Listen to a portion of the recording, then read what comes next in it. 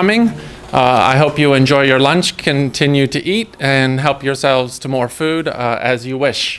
My name is Dean Newsma. I'm the Division Director of Engineering, Design, and Society.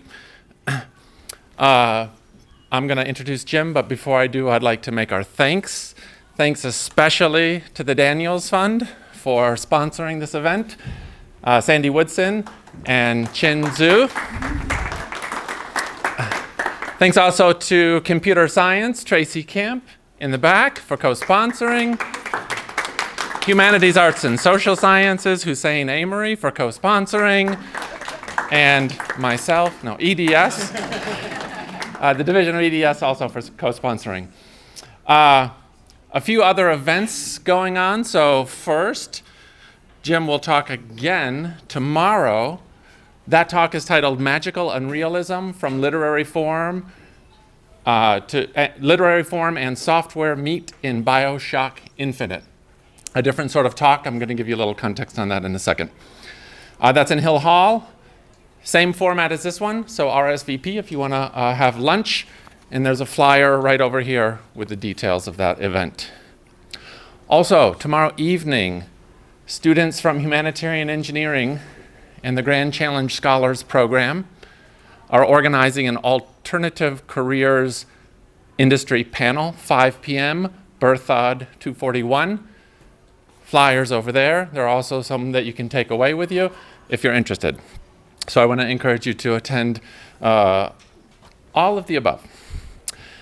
Okay, so I'm pleased to introduce James Malazita, who's a close colleague and a personal friend from Rensselaer Polytechnic Institute, where I was before coming to Mines in August.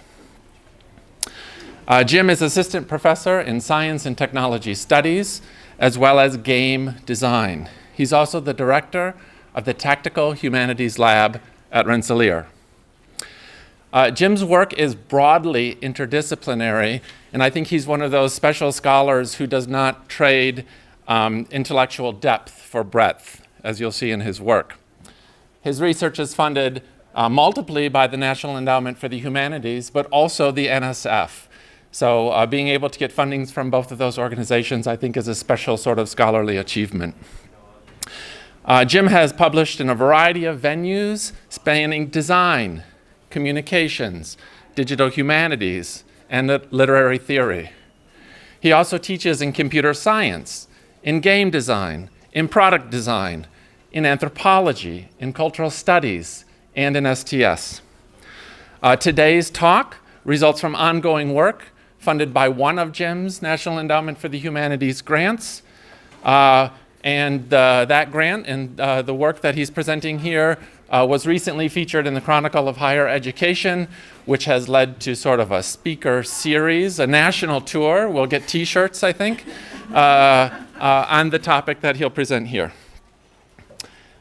Today's talk is entitled Inclusion and Ethics in Computer Science Education. Without further delay, I'd like us to warmly welcome Jim Malazita.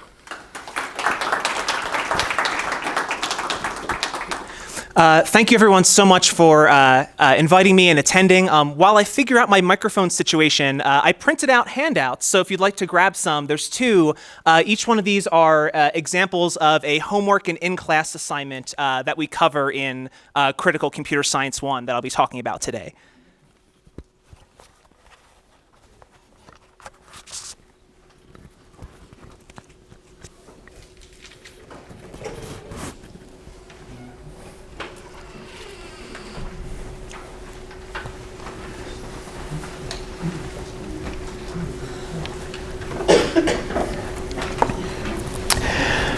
Great.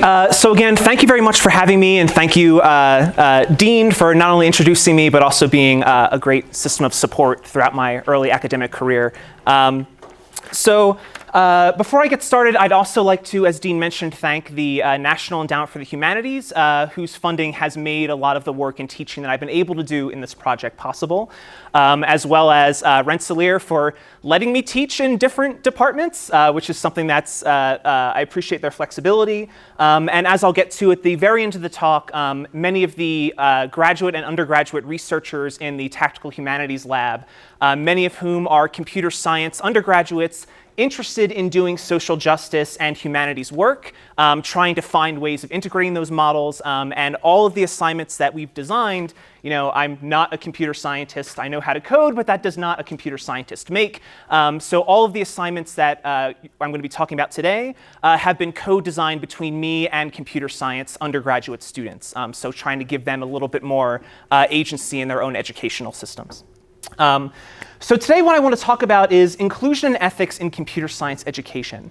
This talk is going to cover, first, the general research question that started kind of a broader NEH project about synthesizing humanities, arts, and STEM education, not only in terms of curricularly, so how do we build kind of modular components to develop well-rounded and ethically trained students, but also deeply integrating them at the level of not just the curriculum, but also the classroom, the assignment, and the individual class, right? So every discussion that we have, every lecture that we have, synthesizing insights not only from technical disciplines, but also from critical and humanistic disciplines.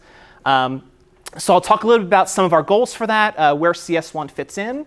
But I'm going to try to keep the broader themes and kind of theory short, because what for me is most interesting in this project is actually figuring out how to get this type of synthesis to work. So I was doing a little background research and was watching some of the videos from prior Daniels Fund speakers that have been brought in.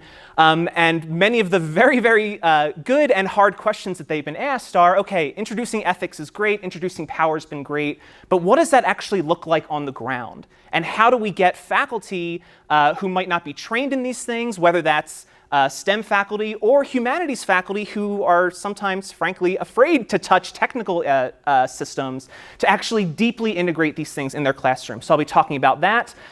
Some of the not only structural challenges to that, but also some of the interpersonal challenges, not necessarily about me, but about navigating disciplinary boundary work, about questioning where our identities and expertise lie as researchers and as teachers, what the boundaries of learning are between students and faculty members, right? How can we share with one another? And then I'll kind of wrap up with some challenges that I've been encountering in our prototype versions of the class, which have been going pretty well, but talking a little bit about how it's not just about building assignments and curricula, but about building classroom cultures, and how even the best designed, and I use that in scare quotes, best designed assignments can still be used to inflict harm on students, can still be used to have students feel alienated in classrooms, right? So it's not just about building assignments and building modules, but also about changing the way we think about how to interact with students on a day-to-day basis. So the question that started this whole project was one of what do and don't we talk about when we teach? And by this I mean not only in terms of topics, so what types of rote content are covered in individual classes, but also in terms of what types of conversations, what types of students, what types of faculty are allowed to be present in various classes. And so where this project started was linking what I call epistemic diversity with demographic diversity. So many of the conversations that we've been having around particularly information technology and ethics, or information technology and diversity, have been kind of split. And I'm not going to deal with this in the talk, but if anyone wants to hear me rant about Google's recent ethics board, I'm happy to do that during the Q&A because there's a lot to rant about. But often, ethics tend to be framed as microethical, and I'll talk a little bit about what that means later. Individual kind of decision-making. How do we make sure when we build a program and we build some sort of technology that it doesn't actively harm people? Whereas demographics tend to be talked about in terms of pipeline, right? So especially in computer science, there's this phenomena called the incredible shrinking pipeline, where despite the fact that we've had a ton of investment since 1991 by private industry, by the National Science Foundation, in building more diverse computer science cohorts, especially among our undergraduates, the amount of women and the amount of students of color, especially underrepresented minorities in computer science, has actually shrunk since 2000, right? And this is an issue, right? Not only because obviously we want more demographic representation, but the more we talk about it, the smaller percentage underrepresented minorities actually make up computer science education. So what are the causes of that? How do we deal with that? And so one of the main kind of theoretical and conceptual approaches to this project has been that epistemic diversity, what do we talk about, what kinds of conversation, what kinds of knowledge is allowed to be within a classroom, and demographic diversity, who is allowed to be in that classroom, are not separate issues, they're deeply linked issues. And this comes out of a theory of teaching really from the 1960s, 1970s with Paulo Freire and Piaget called constructivist models of education, where the argument is faculty and teachers are not transmitters of information and students are not empty vessels, right? So an understanding of pedagogy as I contain knowledge in my head, you contain nothing. By the end of this class, I will take a chunk of this and put it into your head, right? Doesn't actually work, right? We can certainly communicate ideas, but the learning process is not one of acquiring discrete units of knowledge. It's one of listening to the teacher, having conversations with your fellow classmates, and then bridging new concepts with concepts that you've been familiar with throughout your life, right? Sometimes these are educational concepts, but especially for many minority students, these are concepts about identity. So something that I've dealt with a lot in the class that I'll be talking about now is especially with underrepresented Black women students in computer science who feel this tension in their classrooms between the type of content they want to be learning and their identity, right? That they're allowed to be, in this case, a Black woman outside of computer science, and they have to be an empty vessel inside of computer science, right? That their identity is not able to be separated from the way that they learn, and yet their classroom, and we do this across all different types of classrooms, right? This is not just in computer science. That the way that their pedagogy is structured asks them to sideline their identity in order to fit into this classroom, right? So thinking about this not only in terms of ethical values of questioning systems of power, which I'll talk about, but also demographic diversity. So some of these issues. One, what kinds of knowledges are valued and devalued, right? So when I talk about knowledges, I'm not just talking about facts and units of information. I'm also talking about ways of knowing the world, right? How can we approach a problem? There's an infinite number of ways to understand any given problem and to solve any given problem. What ways are we allowed to use in a classroom and what ways aren't we allowed to use? In a science and technology studies classroom, for example, if I presented, well, we have to deal with social injustice and poverty, if you said, well, I think I want to come up with an algorithm that helps more equally distribute money, right? That would be out of bounds of conversation for many STS and social science classrooms, right? So what types of conversations are allowed to be had? On top of that, what counts as rigor? Right? Donna Riley, an engineering studies scholar, has done a really, really great paper, I think it's called Rigor Us, that talks about what counts as rigorous and therefore legitimate scholarship changes from field to field, right? And we make those decisions as a scholarly community, right? So we can talk about, well, rigor is replicability. In the humanities, rigor is originality. If someone's able to replicate your work, that means it's boring, right? That's an overstatement, but different kinds of valuing of what counts as rigor. What dimensions of research do we investigate when we think about rigor, right? The choice, for example, to publish an abstract, let's say, in ASCE, the American Society for Engineering Education, and say, okay, we're going to evaluate the pedagogical learning kind of outcomes of this research, but we're not going to evaluate the potential impacts on students, particularly of students of color and women students, is a certain measure about what needs to be measured and what doesn't, right? So we as disciplines construct what we value, right? And these things change over time. These two things, of course, influence what kind of learning is permitted and even expected in classrooms. If I walk into a computer science classroom, if I walk into a sociology classroom, I'm expecting to learn certain techniques, to be disciplined in certain ways. What kinds of questions are students allowed to ask in a computer science classroom or in any classroom? And we'll get to some of that a bit later when certain questions are considered out of bounds of a class. How are students allowed to relate to the class material? What interpersonal connections between their identity, between their discipline, between their knowledge are they allowed to make with classroom material? And of course, how do we frame problems? All of these questions, right, so ways of knowing and also who belongs in classrooms and how those things are connected, have a long history. So one of the opening points of this classroom actually started as a historical study of the relationships between humanities pedagogy, social science pedagogy, and STEM pedagogy.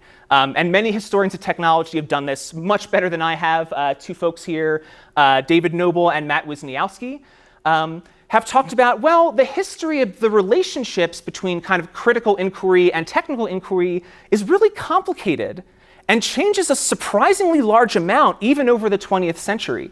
So interestingly enough, David Noble tracks humanities programs at STEM institutions like mines, like RPI, exist because of business interests.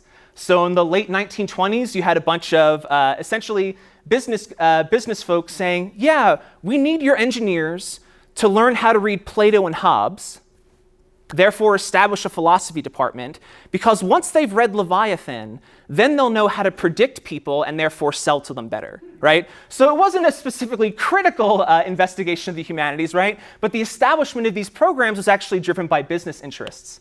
Matt Wisniewski does this really, really nice history of during and post-Vietnam era STEM education, where we have this conflict where during especially the time of like Robert Moses, technology is seen as, oh, it's this progressive force, right? We're building things for good. The better, the farther we are ahead in the technology race and the space race, the more progressive American society is going to get. So STEM and engineering were wrapped up in kind of issues of national identity and of ethics.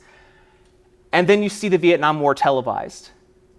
And you see these incidents of rupture, right? Where we see these technological things being used and televised on live television for causing death, right? Causing violence, graphic violence, which changes some of the way that American citizens think about the relationship of technology and society. We also around this time have Sputnik, right? Suddenly, oh, other nations also have access to technology, and suddenly technology is bad if they have it.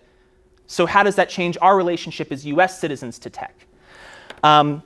So Matt Wisniewski traces this really interesting history of what's called the new engineering movement, where we have engineers at Harvey Mudd, at UCLA, at RPI, at a couple other engineering schools, saying what we need is to get STEM students engaged in critical assessments of the impacts of technology on society. And we need to have them do that within their technical classrooms, right? That we actually can't separate out issues of technology from issues of the social or community. To the point where there's these really, really great textbooks written called Technology and Society textbooks that are written assuming neither the students nor the faculty members have read social theory before.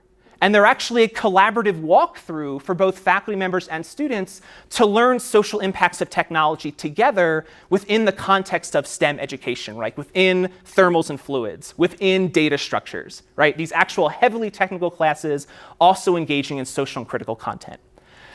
So we have this really neat explosion of these hybrid programs, what we would now consider hybrid, from the late 1960s through the mid-1970s. And then we have this massive shift, usually justified by the recession that happened in the early 70s. Therefore, we move into an austerity culture. Suddenly, anything that's not worthwhile needs to be cut. Not worthwhile almost always means Haas. And therefore, we need to train our students to be marketable in the job market, not to have critical understandings of things, therefore cut this excess work, right? And Matt Wisniewski calls this, and we still have this rhetoric now, a rhetoric of the ideology of technological change.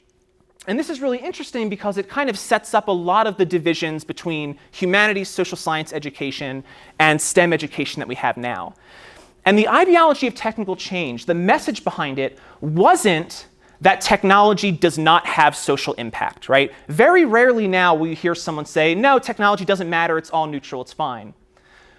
The argument was technology, of course, has social impact, but engineers don't know how to evaluate it.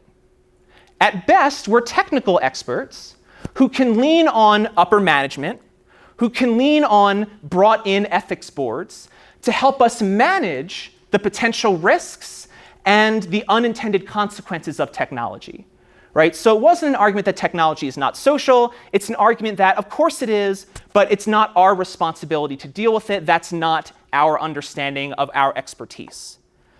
So out of this ideology of technical change, I have this really, really poor circle graph here, we get not only a formation of STEM education, but a new understanding of what it is to be a STEM student, what your identity is within the classroom. And I argue that your identity kind of looks like this, right? Especially in engineering, but we see it trickle a little bit into computer science as well, that your core, right? Principles, foundations, mathematics, science, physics, thermals and fluids, that you then use this technical core to apply to real-world contexts, right? So I know abstract principles, I can then apply these principles to real-world contexts, whether that is something like Engineers Without Borders, or more likely, I'm hired by Ford. I therefore use my abstract principles to help Ford build cars, right? And then on the outside, we have this social concerns or social constraints, right? Either things like legal systems, so what are we allowed to do? How do we interact with the FDA? How do we interact with the EPA, especially for more physical engineering? But also this idea that, yes, it's important for me as a STEM student to know my abstract principles. That's my responsibility. And it's important for me to be able to apply those abstract principles to what my manager tells me I need to apply them to. And it would be nice to know broader social concerns, right? It's nice for me as a person, but it's not necessarily necessary for me as an engineer, right? The whole person, I am a citizen, but my engineering expertise is actually different from social concerns, right? So we have this new formation of what it means to be an engineer versus what it means to be a person, and where that split happens, right? Engineering expertise is purely technical that can then be applied somewhere else, and the educational model kind of follows from that. So the goal of all this history, why am I talking about this, is to say that there is no neutral classroom, right? And by that, what I mean is, even a classroom where we don't talk about ethics, where we don't talk about society, where we don't talk about issues of race and gender, that's not a neutral classroom. That's a decision to not talk about those issues in the classroom, right? So not only are we thinking about, when we're constructing our pedagogy, when we're constructing our curriculum, what counts as within our expertise and what doesn't. So what is inside and out? What types of knowledge should we be communicating to our students? What counts as knowledge in our domain versus what counts as knowledge outside of our domain? And what types of conversations are important to have in our classroom and what aren't important, right? What types of conversations do we want our students to have? What kind of conversations do we not want them to have? The decision to not have them is still a decision, even if we never talk about it, right? And these decisions have historical provenance, right? We've decided over time as scholars, as educators, to include and exclude these dimensions of society and STEM at various different configurations over time, right? So not only is this a temporary, in that it hasn't always existed, split between humanities and STEM education, it's one that hasn't always existed, and it's one that need not exist moving into the future. So this project that we've been working on at RPI has been about how do we start to resolve this historical split that we've been dealing with for the past 40 years between thinking of STEM students, computer science students, engineering students, science students as technical vehicles, and humanities, social science students as humanist, critical, socially engaged students, and actually begin resynthesizing them and dealing with all the messiness thereof, right? Because it's really, really hard to do because we haven't done it for 50 years. So the project that I'm talking about today is my attempts to do this within an introductory computer science class. So this is CSCI 1100. This is Computer Science 1. It's the first required course at RPI for computer science students. There is technically a course before this called Introduction to Computer Science that you don't actually ever have to touch a computer. It's more about what is an if statement? What is binary? What do we mean by an algorithm, right? So it's a little more abstract. But this is the first required course for computer scientists, and it's heavily, heavily technical, right? So in addition to teaching basics of programming, what is a conditional statement? What is, how do you write a string? How do you build conditionals? How do you build loops? How do you do recursive programming? Very lightly. What's a dictionary? What's a class? And also your introduction to Python. So this whole course is taught in Python. The computer science department at RPI in the last year has now become the largest program on campus in terms of undergraduate majors, which is a huge shift for RPI. Mechanical engineering traditionally has always dominated our undergraduate numbers. Just last year, computer science passed every other major, which means our introduction to computer science 1 is 800 students large, split into usually 20 sections. So there'll often be a mass 800-person lecture twice a week, and then you have a lab or recitation section of about 20 to 30 to 40 students, depending on how many TAs we have available. TAs are typically either computer science, PhD, or master's students, and mentors, which are undergraduate computer science students there to kind of help facilitate learning in these lab sections. And it's introduction to basic programming through Python. Algorithmic thinking is broadly defined. And most importantly, I'll touch on this a little bit, the SubmitE system, which is our open source yet RPI only auto grader, which is essentially a glorified plagiarism checker. And I'll talk about why that's also a problem for getting students to want to communicate with one another. So what we've done in this class is say, OK, we can't give up on the technical rigor. Right? And this was one thing that we, as myself and as the students who worked on this, students must be able to enter data structures in the next semester. And data structures, it's fairly common at many universities, but especially at RPI, is considered the weed out course. Right? It's in C++. You deal with pointers. You deal with kind of more kernel operating systems. And so you need a strong technical foundation moving into that class. And so one thing we didn't want to do was disservice students in this section of the class to not be able to continue on in their computer science education, right? So we needed to maintain the technical rigor of the course. But we also wanted to introduce an analysis of social systems, right? How technology affects society. An analysis of power and systemic marginalization. How computer science serves different interests at different times. And how those different interests impact different groups of people differently, right? And this is kind of the thing that we go over and over again within our class. The same algorithm can impact different groups of people differently. And how do we deal with that when we're building, when we're designing?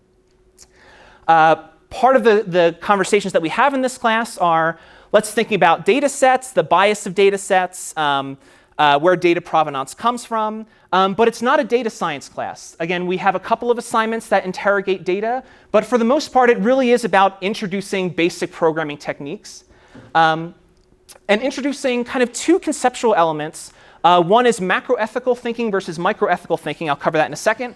And a critique of higher education as a whole. So we actually start our first day in class by giving the first 10 minutes of the presentation I just gave here, telling them that the educational system that they're in is historical. It can change, it hasn't always been the same, and who's allowed to decide what counts as legitimate education and what doesn't within a given discipline, and what their agency is as students.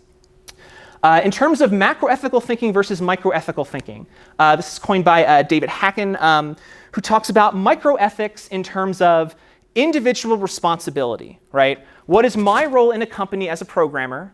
We've seen this a lot in the news recently. If I work at Microsoft, and they want to contract with the Department of Defense to help make better missile trajectories, right? Am I allowed to go to my employer and say, this is unethical, I refuse to participate? Or what we just saw happen, are we allowed to go on a semi-strike until our employer decides not to intervene? Or we're designing a system that's going to be a new hiring algorithm or a new apartment and housing placing algorithm. And I noticed that there's a certain decision in here that would prioritize some people over others, and I want to talk to my manager about that to make sure that's OK. So that's kind of microethics, the responsibilities on the individual programmer and the individual instances of how that program might affect other individuals. Macroethical thinking is about social structure, right? How does my program, how does this thing that I'm designing fit into a larger system, not only of technology, but also of racism, also of social power, also of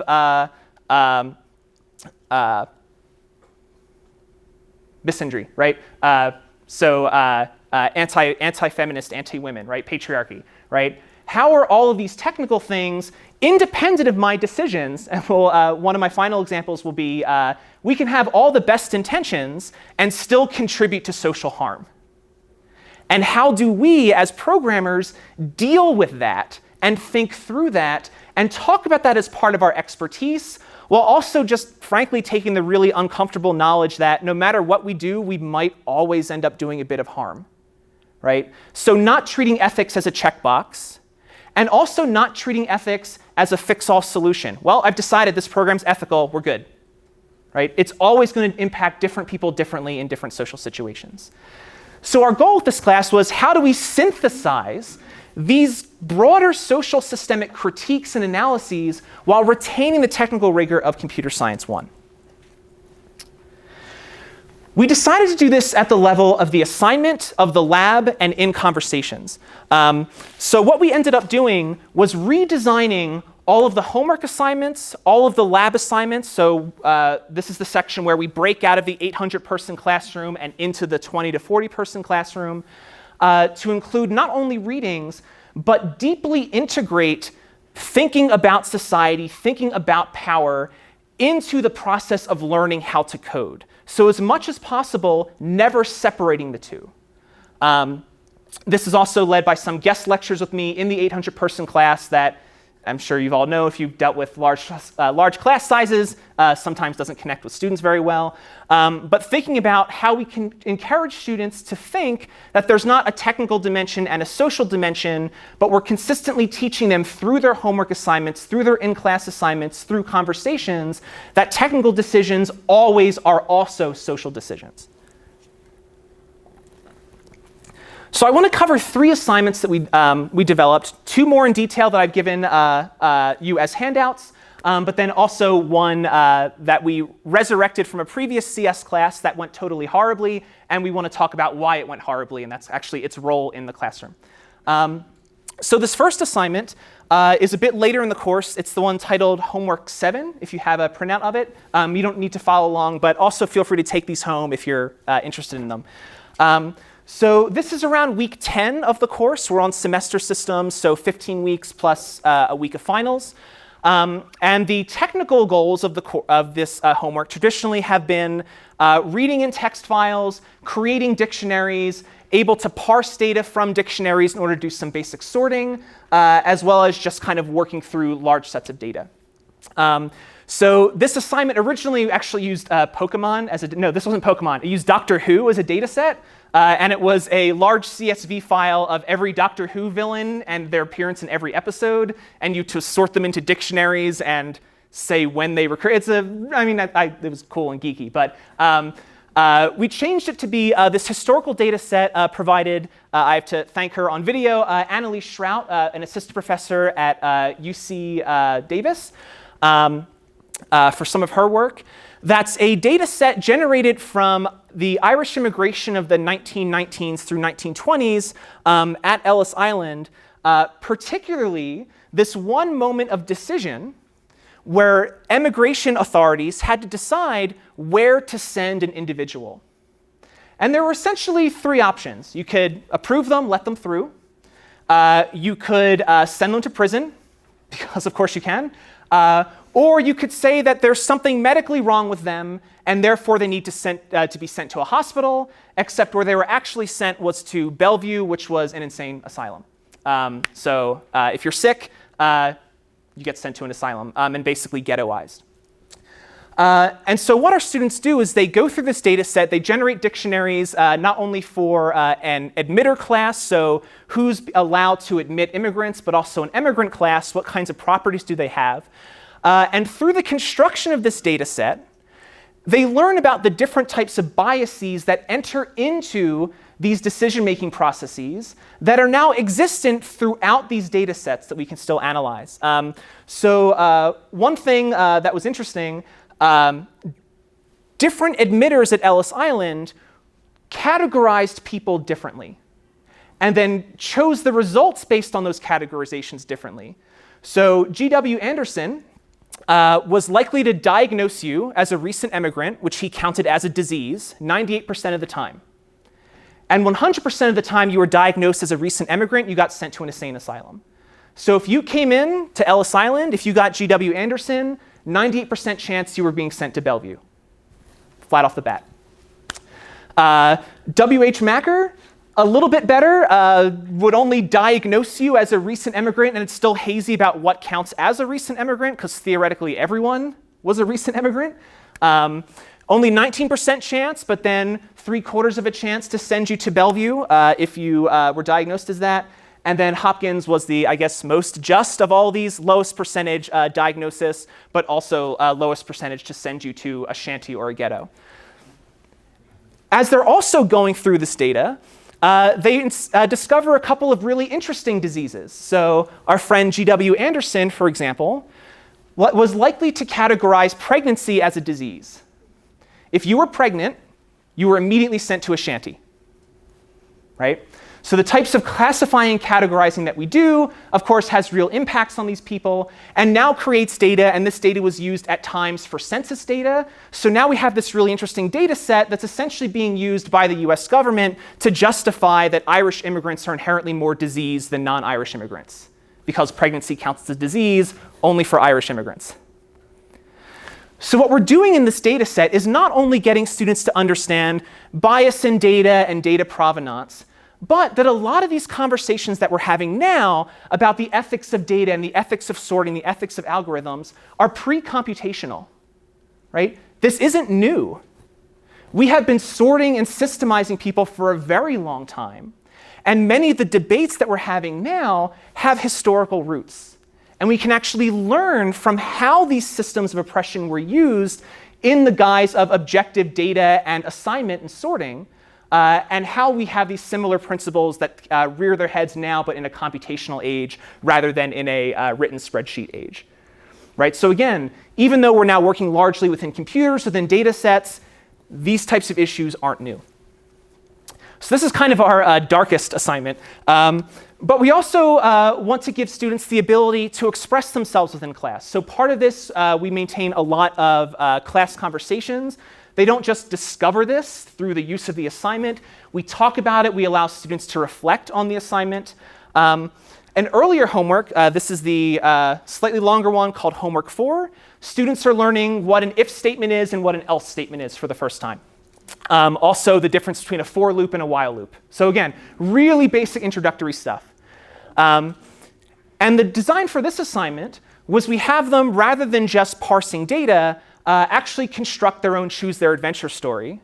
But the story that they write has to be about their educational experiences at RPI, and has to be informed by some of the readings that we've been doing up to this point in the class. So we've done a lot of readings critiquing systems of education, and also talking about the boundaries between demographic identity work and ethics work as applied through education.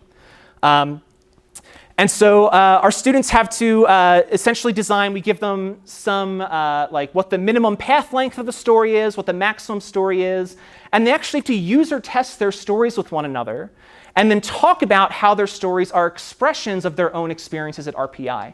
And we got a lot of, this is actually the first time we ran this was this semester. This is a slightly newer assignment. We had a lot of really, really great discussions, especially of our LGBTQ women of color students within the classroom, talking about how their experiences at RPI were fundamentally different, even though they were in the same classrooms as their white male counterparts. Right? And so we had a conversation of what it's like to navigate a day in the life of Rensselaer, taking on a different subject position as told and narrated by the students themselves. So the goal of this, again, we're still teaching, you have to write for loops, you have to do conditionals, you have to make this program work. We're also teaching a little bit of user experience. If your user doesn't know how to navigate through your story, that's a problem. So thinking not just about the code, but also the user. But then allowing you to use code to talk about and author your own experiences as a student on campus, and showing each other that these experiences are radically different and also tend to be related, but not exclusively, of course, to demographic identity. So we've been really enjoying doing these assignments. Students, interestingly enough, really like this one, even though we have this kind of stereotype of STEM students as not enjoying writing. They really liked building a kind of self-authored story about their experiences on campus and in STEM. So that for us was really successful. But I want to be careful here We are developing all these things as modules. In fact, if anyone's interested, we posted them all on GitHub, so you can just take them, feel free, use them. But developing these assignments as modules might not have the same impact if we don't also include kind of the creation of a safe classroom environment, right? A classroom environment where students feel empowered to question the assignments. So what do I mean by that? So we recycled one homework from a previous computer science class for this course. Possibly ironically enough, and again, especially since it's on video, I want to thank the computer scientists at RPI for letting me participate in this class, and this is not your fault. But this particular assignment was an effort to introduce issues of social justice into CS1. So students were given a data set of the death rates, so average deaths per capita, for every zip code in New York State. And they were asked to sort through this data set of these death rates and then have a basic user input, first ranking the zip codes by desirability, right? So more deaths per capita meant less desirable, of course. And then have an input that allowed students to say, compare these two zip codes, and the output was, I would rather live in neighborhood X than neighborhood Y. The goal of this assignment actually was to talk about environmental justice, right? Even though that wasn't in the data set. But the goal was, oh yeah, did you notice that areas that tended to be more poor also tend to have higher death rates, and this, jumping in logic, is because they're more polluted. Which is true, actually. But of course, RPI, similar to Mines, is an elite school, but also a regional school, right? We get a lot of students from New York State, and also a lot of students from New York City. And many of our students from New York City tend to be our students of color, who were building this assignment that essentially said, all New York City neighborhoods are inherently worse than upstate, richer neighborhoods. That's only part of the problem. The other part of the problem is that students didn't feel empowered to tell the professor in class and have a conversation about their discomfort. Because this actually could be a really interesting learning experience, right? Because issues of ecological injustice and racial injustice and environmental injustice all happen to intersect, right? So poor areas, because of things, especially in New York State, like redlining, also tend to be minority-dominated areas, and because of things like racism and environmental injustice, also tend to be the most polluted areas.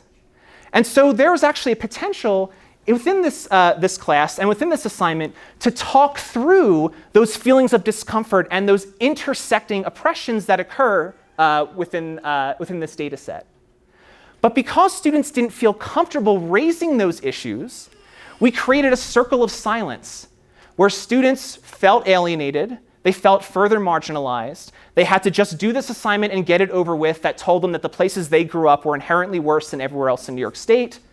And because they didn't communicate with their faculty members, this assignment was used over and over again, contributing to a larger cycle of marginalization, right?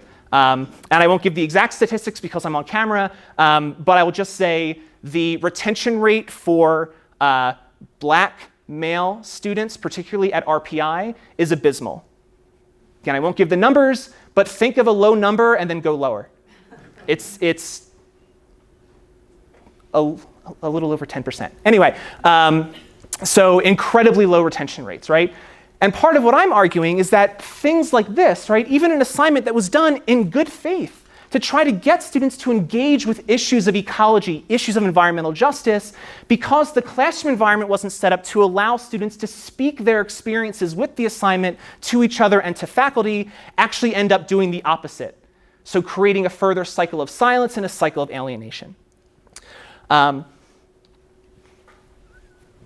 all that being said, when we're talking about not only developing these assignments, but developing the classroom culture around these assignments, undergraduates having ownership within their education, again, these assignments were largely developed through undergraduates working with me, allowed them to give voice to the types of tensions that they had felt in their computer science education, but also gave them some sort of hope and feeling of agency that they could actually make it better for later generations. So one of my best examples here was one that decenters me in my own research, because I have this thing of like, well, who am I as a straight white dude to be having this conversation about ethics and diversity and queerness and racism in computer? I'm also not a computer scientist in a computer science class. And yet many of the students who came back said, well, actually, it's not about you, which is great. It was about the fact that the other students in the class and the mentors who signed up for the class were queer women of color who decided it was important enough to spend extra time helping you develop these assignments and therefore helping me work through my own issues earlier on this education. Right? So again, I want to make sure to communicate it's not just about the assignments. It's about using the assignments to empower class conversations, to empower mentorship relationships, and to allow students to feel as though they're taking agency within their own education. So some issues that, just to wrap up, that we're still encountering. So one is curricular scaffolding. So we've done a really great job with 40 students out of 800. So we've only prototyped this in one section of the class, in one class out of 19, right? So hopefully we've given them some tools to help them navigate their later curricular experiences. But this is one small section of one class at the beginning of their education. They have another 3.5 years to go where this is not the model. This is not the computer science that they're going to experience at RPI, right? So thinking about how to develop scaffolding, whether that's inside the classroom or through things like ACMW and Sisters, which RPI has several active chapters of to help build these types of communities. There's also issues of knowledge making and ideology. So as some of you might know, might guess, there's not exactly universal acceptance of this being a good idea in the CS department. And it's totally understandable, right? Anything from, we actually don't have a lot of faculty who say, I don't care about these issues and they're not important. We have a lot of faculty who say, I'm not comfortable dealing with these issues. I'm not trained in them. I don't know how to engage students in them. And it actually feels safer for both me, faculty member, and the students to not talk about them than to bring them up and potentially offend people, right? So it's actually totally understandable, right? This feeling of, I don't have the expertise. I'm here because of my expertise. Therefore, how am I supposed to navigate these types of issues within a classroom? There's also issues about what counts as legitimate computer science research and therefore teaching. So I've done some of this work also in engineering classrooms, but this is one spot where engineering and computer science, at least at RPI, are very, very different cultures. So engineering likes to think of them, I mean, we all like to think of ourselves as problem solvers, but this idea of systems thinking, right? Oh yeah, well, the social is one more variable that we can account in this larger system. So we abstract everything to make them interoperable, right? I can get my economic cost and my social cost and my environmental cost, and then figure out a formula to generate best possible outcome. And there's, of course, problems with this, but it's a way of dealing with social. Whereas the very first lecture, again, just in RPI's computer science course, one of the first sentences that they give is, computer science is powerful because of its principle of abstraction. Because when we're developing software, I don't have to care about any of the other software ecosystem. I have to care about what specific inputs I'm given and what specific outputs I need to generate. Anything beyond that is not part of my software development. And in the culture of computer science at RPI, that's the strength of computer science. The fact that we can excise and get down to the kind of least operationalizable element. All I have to worry about, all my expertise is this. I don't have to worry about the system. That's for other people in the system to deal with. And finally, I promised I'd come back to SubmitE. The systems that RPI has developed in order to deal with their mass number of students, including SubmitE, our auto-assignment, auto-grader homework. Software, of course, has ideological components built into it. By that, I mean software values outcomes, right? SubmitE is an auto-grader. It could value many, many different types of things. The vast majority of functionality of SubmitE is to tell students where their grades are relative to other students in the class, so inherently fostering a culture of competition, and to immediately fail students if they are found to have plagiarized. This functionality of our core assignment submission and management software is directly oppositional to the types of things that we're talking about in the class, which is collaboration is okay. We need to learn from each other. Also, it's not a competition. We're all building things together, but also if you get caught working with each other, you're going to fail, right? So there's this deeper issue of we need to figure out infrastructures to manage these massive amounts of students. And right now, the infrastructures that we have are directly countermanding the lessons that we're trying to teach within our introductory courses. So I wanted to wrap that up, open up to questions and answers. So again, thank you very much for attending the talk. And just before I end, I'd like to give thanks to all of the undergraduate researchers. So these are all computer science undergraduates who have helped me develop these courses, all of whom, and run and mentor within these classes, without whom I would not have been able to develop really any of the components of this. So I want to thank them a lot, make sure they get credit. And thank you very much.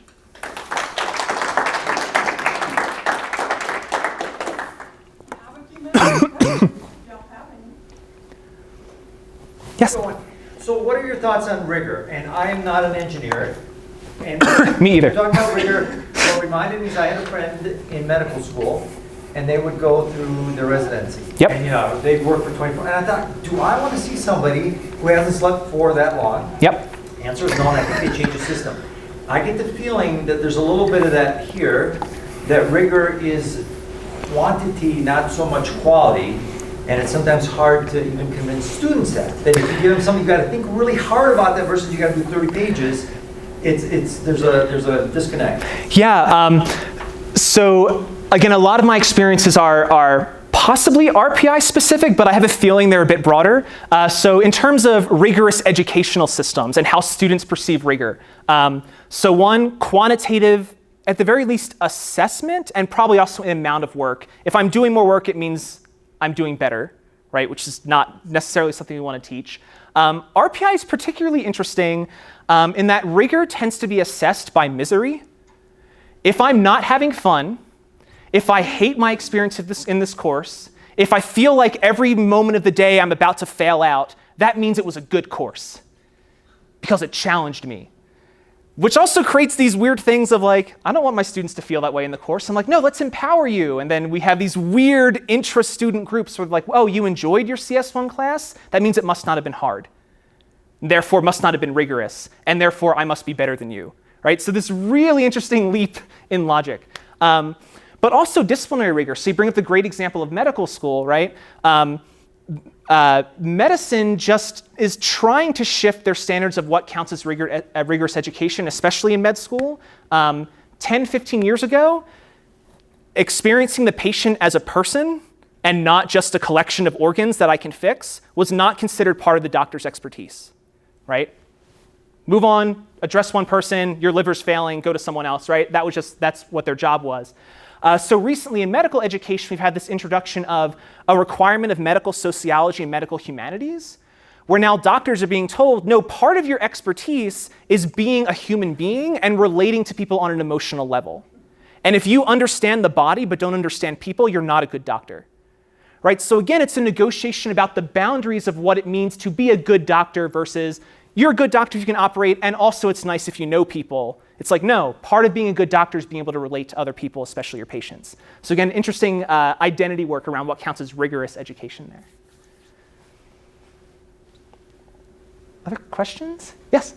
So I had a couple questions. I don't know how long I can have the floor here, but We one have to end is at 10:12. the SubmitE system. So totally agree with you that there's a conflict between you want students to work together and then checking for plagiarism. So what's the solution? So the solution I've been working with so far, and I don't know if it's the best interpersonal solution, has been calling out how SubmitE doesn't even really do the things that we claim it does. So the goal of SubmitE is, in theory, efficiency, right? Submit a bunch of things, auto grades it, we don't have to worry, it just churns out grades. But it's grading students' decisions on programming. And as soon as you get past really like week 3 or 4, you can identify a million different solutions to one specific problem that you're giving, right? So SubmitE actually ends up failing many, many students who get the result that the assignment asks for, but who don't follow and solve the assignment in the way that was predicted by SubmitE, even if they also follow all of the requirements, like use at least 5 if statements in this program. So what ends up happening is a lot of invisible labor where we have undergraduates and master's students overriding the grades that SubmitE gives anyway, but then not telling their faculty members because that makes we have faculty members who research and develop SubmitE, that makes their software seem bad and therefore offends them, and then they control their grades in graduation. So something that I've been talking about is there's always issues of scalability, right? And faculty would say, well, we don't want to grade all these programs by hand. And I essentially say, well, you kind of already are. You actually have this entire student infrastructure that's going back into your software and fixing the problems with it. But because they're afraid to communicate with you about this problem, you don't even know that it exists, right?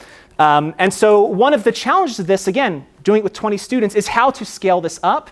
Right now, at RPI, at least, the infrastructure is already in place. They just don't value it or even see it as infrastructure. That's all interesting, but didn't quite answer my question, so sorry I wasn't clear. No. So you want your students to collaborate. Yes. They submit code that looks similar. Yes. How do you tell who copied and who didn't? So in our class, part of it is we're small enough that we can kind of see students' code. The other part of it is we actually de-emphasize punishment over copying. Like, we still don't want students to cheat, but there's a lot of really, really good research out there, especially in STEM education. Actually, Dean Newsma has an NSF grant about it that talks about reasons why students cheat. Students tend not to cheat because they want to get out easy. They tend to cheat because they have a separation from the material. They're like, whatever, this doesn't matter, I just need to get a grade. The easiest way I can grade is to copy someone's homework, change a couple of the variable names, submit it. SubmitE doesn't catch it, great. Students tend not to cheat when they're invested in the homework. So for us, I actually don't really care if you're plagiarizing in terms of failing you. I care if you're plagiarizing because that means there's something about what I'm doing that encourages you that plagiarizing is all you need to do to engage with the course.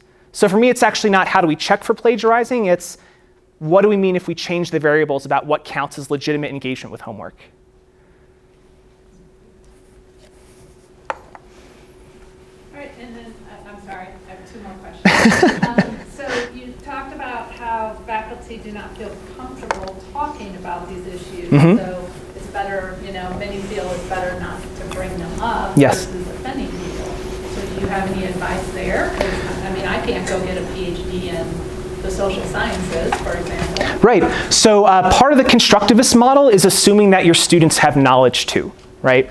And so some of the ways that we've been dealing with this is, again, I'm a straight white dude. I can have some basic theories about institutional racism, but I can't speak to the experience of being a queer black woman on a STEM campus. But I have queer black women in my classrooms. So what I allow them to do is empower themselves. Also, they're not forced to speak because that's putting extra labor on them to represent their demographic. But creating a condition where they're able to discuss with each other. And then because we're doing this every semester, the students who are freshmen in this class become mentors in their sophomore year. And they're able to lead and run these conversations. And my goal is that eventually they become PhD students who are then able to understand computer science as this broader, more complex thing, lead conversations, then eventually become faculty members who are trained in both of these things. So for me, it's about, 1, respecting students' knowledge about their own identities that they already bring to the classroom that we right now alienate from them. And then 2, about slowly building up a cohort of students who certainly don't have PhDs in social science, but feel empowered to speak to issues of their identity to their classrooms and allow their classrooms to speak for themselves. And Tracy, lastly, real quick. I was going to say, well, Daniel's fine, but we try to help faculty get comfortable. So Yeah.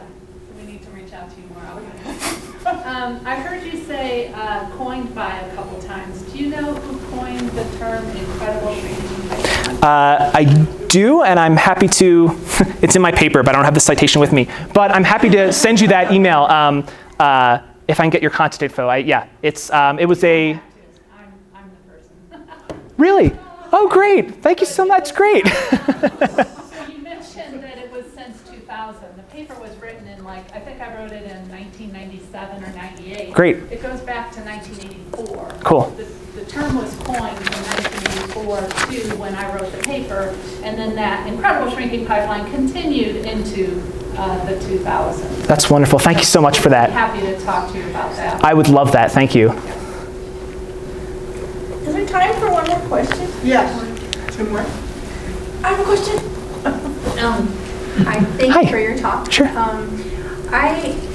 You were talking about be careful delivering content that could be, offensive or alienate students. Do you see any issues with, so this unit that I do in data science, and I think it's really important to help them ask, and I think that would be more the micro-ethical part, is those individual questions about, you're given a project and you just sort of do it without asking what are the implications of using this data or the output of the algorithm. So I kick it off. So the two questions. Sure. Any problem with Kathy O'Neill? Yeah. I think she's fabulous, but I don't know if she's offensive to some people. But I kick it off with talking a little bit about her book, Weapons of Math Destruction. It's a short little TED Talk. And then I have them break into small groups and find other ethical, kind of not all doom and gloom, good or bad ethical, topics out there that are happening with, like Facebook or whoever. And then they have to do either a paper or a video of what they found. So any issues with that? I mean, they're picking their own topics, and I get such a diverse result. Or should I rein that in and maybe be more specific about what they should look for? So it really depends on, on the student body. So for this class, I've kind of artificially constrained the topics to be about something about identity, right? Or able-bodiedness as well, so disability issues. Just because it's really easy for students to find issues of bias that they don't need to engage in issues of identity with, right? So they could say, oh, well, sort of an issue of identity, but we see that in scholarly debates, American scholarship tends to be more infrastructurally supported and therefore more cited than non-American scholarship, right? So it's still an example of bias, it's still important, but it allows students that already feel kind of uncomfortable or even antagonistic to dealing with issues of identity to say, well, I found bias, I did the assignment, it's fine, right? So, but I also feel comfortable giving that assignment because I have such a strong culture in the classroom where students feel comfortable being uncomfortable. If I had a different, and I kind of feel it out in the first couple weeks of class, if I have a class where students are really, really uncomfortable engaging, then I might broaden out the assignments so that it allows more students, more venues in, and then it's up to me to do the synthesizing work of, okay, how can we connect these broader issues back to more specific issues that we're talking about in the class? Okay, so maybe the onus would be on me to make those connections, because they go from social injustice to the judicial system to self-driving cars. I mean, it's all over the board, and they love it. Yeah, no, yeah, the self-driving cars issue is always really interesting. Again, I could go on a whole rant about that too, but I won't. There's also a really good book, especially for undergraduates, Algorithms of Oppression by Safiya Noble. So we just read that book last week in class because they had an assignment on sentiment analysis and like how do we stop hate speech online and detect fake news and that stuff. And Algorithms of Oppression is really, really good because it talks about social violence and racism that happens while using totally mundane words. That's just generated by kind of the system. So the Safiya Noble starts off with an example of in 2009, if you entered the phrase black girls into a Google search result, you got nothing but porn sites, as well as images of gorillas. If you entered white girls, you got images of young white women dressed in Easter outfits, right? So again, talking about, there probably wasn't someone at Google being like, I can't wait to make this racist algorithm, right? But of course, it's picking up on the word associations that's being generated. And so then it becomes, well, what do? Do you say gorillas is a hate crime or a hate term that we need to excise out?